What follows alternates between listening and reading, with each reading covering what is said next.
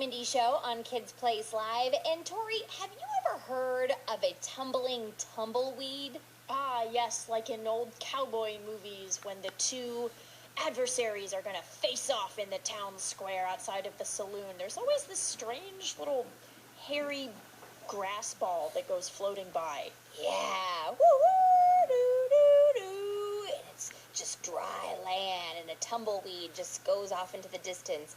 Well, and they're very popular in the West. When I say popular, I mean they get in everyone's way. Nobody really likes the tumbleweeds, but that's where you're going to find them.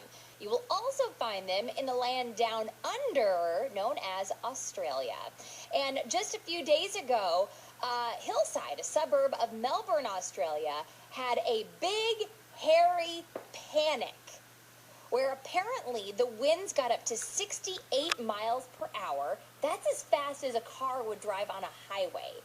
And apparently twisted balls of dead plant matter all just grew and grew and grew, because a tumbleweed, when it's picking up speed, will get bigger and bigger and bigger. It'll be rolling down saying, "Oh, come on, oh, dead plants, come on, grasses, hitch a ride," and then the tumbleweeds get really, really big. Apparently, these tumbleweeds got so large and were flying so fast that they were blocking people from getting out of their homes, some up to 14 feet high. 14 feet high. That's taller than two large, tall grown-ups stacked on top of each other. That's how high these tumbleweeds were getting. People couldn't even get out of their homes because the tumbleweeds were everywhere.